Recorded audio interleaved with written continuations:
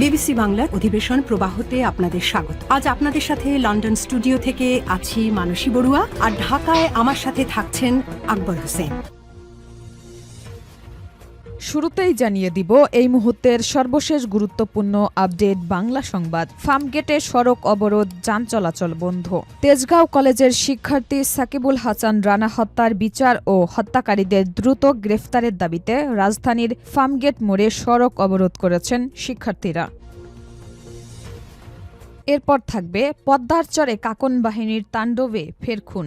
রাজশাহীর বাঘার পদ্মার চরে জমি দখলকে কেন্দ্র করে চলতে থাকা সংঘর্ষে নতুন করে একজন নিহত হয়েছেন। এর আগে কাকন বাহিনীর হাতে 4 জন গুলিবিদ্ধ হওয়ার ঘটনায় 2 জন মারা যাওয়ার পর শনিবার রাতে সোহেল নামে আরও একজনকে হত্যা করা হয়েছে। এই ঘটনার পর স্থানীয়দের মধ্যে আতঙ্ক ছড়িয়ে পড়েছে।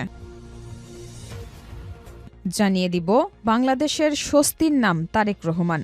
মার্কিন সাংবাদিক জন রিডের সাড়া জোগানো গ্রন্থ দুনিয়া কাঁপানো 10 দিন 1917 সালের বলশেবিক বিপ্লবের উপর লেখা এই বইটিতে রাশিয়ার কমিউনিস্ট বিপ্লবের শেষ 10 দিনের শ্বাসরুদ্ধকর বর্ণনা রয়েছে। 1917 সালের 7 নভেম্বর থেকে 17 নভেম্বর পর্যন্ত সময়ের ঘটনা প্রবাহ এই বইটির মূল উপজীব্য।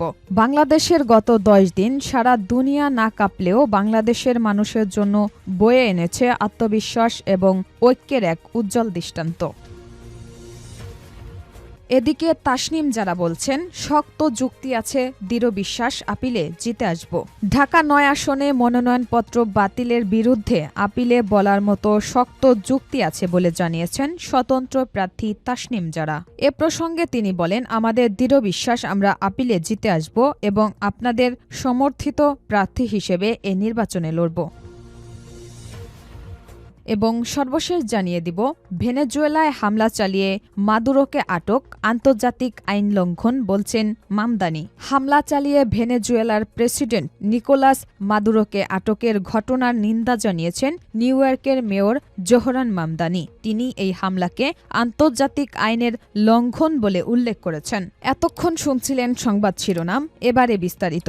তবে তার আগে বন্ধুরা কমেন্ট করে জানিয়ে দিন আপনি কোন জেলা থেকে আমাদের সংবাদটি দেখছেন এবং শুনছেন। জানিয়ে দিন এই সংবাদ সম্পর্কে আপনার মূল্যবান মতামত। আপনি যদি আমাদের চ্যানেলে নতুন হয়ে থাকেন, ভিডিওটি দেখতে দেখতে চ্যানেলটি সাবস্ক্রাইব করে রাখুন, যাতে করে পরবর্তী আপডেট সংবাদগুলো সবার আগে আপনার কাছে পৌঁছে যায়। আর আপনি যদি গাজা যুদ্ধে ফিলিস্তিনি শিশুদের ভালোবেসে থাকেন, কমেন্টে ইয়েস লিখে আমাদের জানিয়ে দিন। এবারে বিস্তারিত। ফার্মগেটে সড়ক অবরোধ, যান চলাচল বন্ধ। তেজগাঁও কলেজের শিক্ষার্থী সাকিবুল হাসান রানা হত্যার বিচার ও হত্যাকারীদের দ্রুত গ্রেফতারের দাবিতে রাজধানীর ফার্মগেট মোড়ে সড়ক অবরোধ করেছেন শিক্ষার্থীরা। এতে ওই এলাকায় যান চলাচল বন্ধ হয়ে গেছে।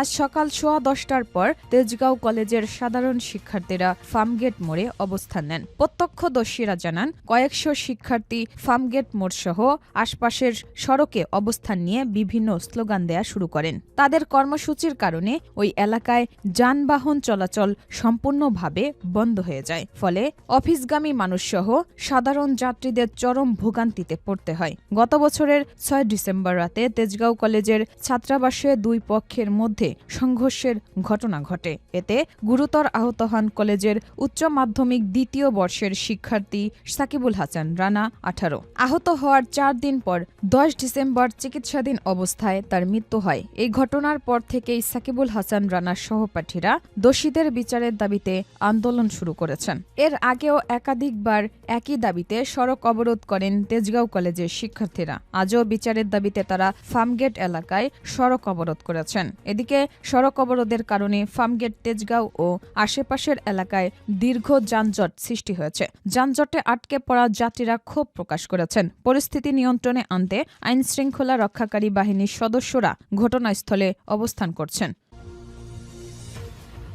পদ্মার চরে কাকন বাহিনীর তাণ্ডবে ফের খুন।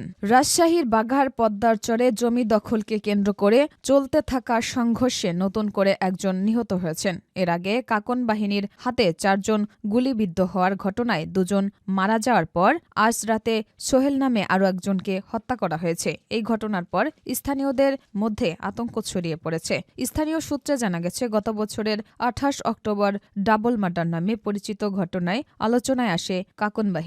ওই ঘটনায় নিহত আমানের পিতা মিনহাজ মণ্ডল কুষ্টিয়ার দৌলতপুর থানায় কাকনকে প্রধান আসামি করে 23 জনের বিরুদ্ধে হত্যা মামলা দায়ের করেন। এরপর 31 অক্টোবর বাঘা উপজেলার খানপুর বাজারে নিহত 4 জনের পরিবার ও স্থানীয়রা মানববন্ধন করেন। তবে সেই ঘটনার জের কাটতে না কাটতে শনিবার গভীর রাতে বাগার গড়গড়ি ইউনিয়নের পলাশী ফতেপুর এলাকার করালি নওশারা গ্রামের কালো মণ্ডলের ছেলে সোহেলকে নিশানা করে কাকন বাহিনী। স্থানীয়দের বর্ণনা অনুযায়ী সশস্ত্র কাকন বাহিনীর সদস্যরা নদীপথে পিচ বোটে এসে ঘুমন্ত অবস্থায় সোহেলের বাড়িতে প্রবেশ করে এবং এলোপাতাড়ি গুলি ছুড়ে। এতে সোহেল মারা যান এবং তার স্ত্রী সাদিয়া বেগম আহত হন। স্থানীয়রা রাত 1:30টায় তাকে বাঘা স্বাস্থ্য কেন্দ্রে নিয়ে গেলে কর্তব্যরত চিকিৎসক হুমায়রা বেগম তাকে মৃত ঘোষণা করেন। এর আগে গত অক্টোবর মাসে বাঘার খানপুর বাজারে কাকন বাহিনীর বিরুদ্ধে মানববন্ধন অনুষ্ঠিত হয়। মানববন্ধনে মিনহাজ মণ্ডল বলেন, কাকন বাহিনী প্রকাশ্য দিবালোকে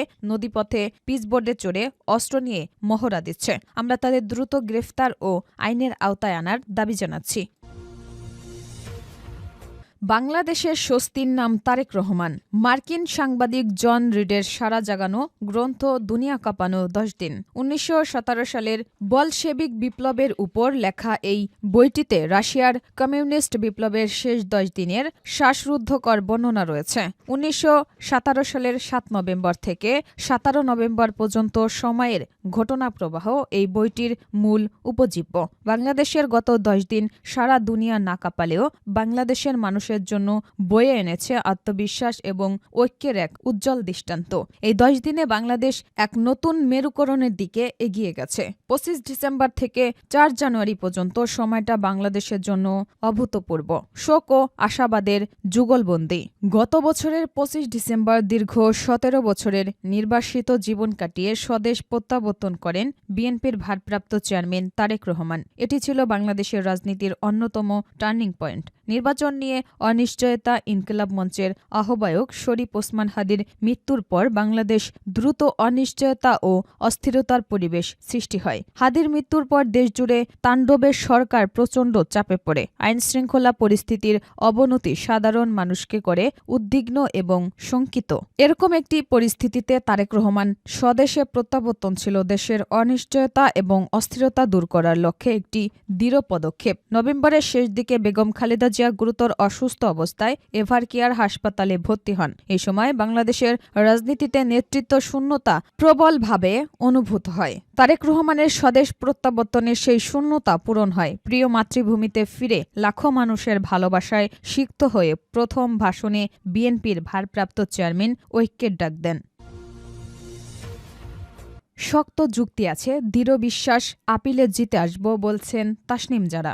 ঢাকা 9 আসনে মনোনয়নপত্র বাতিলের বিরুদ্ধে আপিলে বলার মতো শক্ত যুক্তি আছে বলে জানিয়েছেন স্বতন্ত্র প্রার্থী তাসনিম জারা। এ প্রসঙ্গে তিনি বলেন, আমাদের দৃঢ় বিশ্বাস আমরা আপিলে জিতে আসব এবং আপনাদের সমর্থিত প্রার্থী হিসেবে এই নির্বাচনে লড়ব।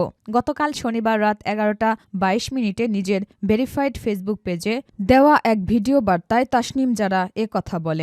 জাতীয় নাগরিক পার্টির সাবেক নেত্রী তাসনিম জারা একাদশ জাতীয় সংসদ নির্বাচনে ঢাকা 9 আসনে স্বতন্ত্র প্রার্থী হিসেবে মনোনয়নপত্র জমা দিয়েছিলেন। তিনি যাচাই শেষে গতকাল দুপুরে তার মনোনয়নপত্র বাতিল ঘোষণা করেন রিটার্নিং কর্মকর্তা। তাৎক্ষণিক প্রতিক্রিয়ায় তাসনিম জারা বলেন, মনোনয়নপত্র বাতিল ঘোষণার এ সিদ্ধান্তের বিরুদ্ধে তিনি আপিল করবেন। আপিলের প্রক্রিয়া শুরু করেছেন।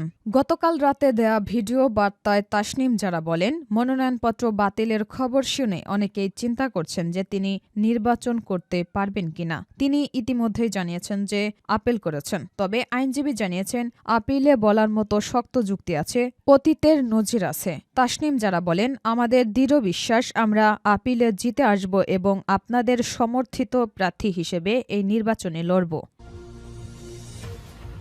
ভেনেজুয়েলায় হামলা চালিয়ে মাদুরোকে আটক আন্তর্জাতিক আইন লঙ্ঘন বলছেন মামদানি। হামলা চালিয়ে ভেনেজুয়েলার প্রেসিডেন্ট নিকোলাস মাদুরোকে আটকের পর ঘটনার নিন্দা জানিয়েছেন নিউ ইয়র্কের মেয়র জোহরান মামদানি। তিনি এই হামলাকে আন্তর্জাতিক আইনের লঙ্ঘন বলে উল্লেখ করেছেন। নতুন বছরের প্রথম দিন নিউ ইয়র্কের মেয়র হিসেবে শপথ নেন জোহরান। নিউ ইয়র্ক টাইমসের খবরে বলা হয়, জোহরান মামদানি ভেনেজুয়েলার প্রেসিডেন্ট মাদুরো ও তার স্ত্রী সিলিয়া ফ্লোরেন্সকে আটক করার নিন্দা জানিয়েছেন। নিন্দায় বলেন, এটা যুদ্ধের মতো একটা কাজ, একই সঙ্গে দেশের ও আন্তর্জাতিক আইনের লঙ্ঘন। মাদুরোকে তুলে নেয়ার 15 ঘণ্টা পর ভেনেজুয়েলার প্রেসিডেন্ট নিকোলাস মাদুরোকে বহনকারী উড়োজাহাজ যুক্তরাষ্ট্রের নিউ ইয়র্ক সিটি থেকে প্রায় 70 কিলোমিটার দূরে অবস্থিত স্টুটুয়ার্ট এয়ার ন্যাশনাল গার্ড বিমান ঘাঁটিতে অবতরণ করে। যুক্তরাষ্ট্রের পূর্বাঞ্চলীয় সময় শনিবার বিকেল 5টার দিকে উড়োজাহাজটি ওই বিমান ঘাঁটিতে অবতরণ করে। তাকে কড়া নিরাপত্তায় ব্রুকলিনের বন্দি শিবিরে নেয়ার কথাও বলা হয়েছে বিবিসির প্রতিবেদনে। মার্কিন সংবাদ মাধ্যমগুলোর প্রতিবেদন অনুযায়ী সেখান থেকেই তাকে মাদক ও অস্ত্র চোরাচালানের অভিযোগে করা মামলায় ম্যানহাটনের ফেডারেল আদালতে হাজির করা হবে।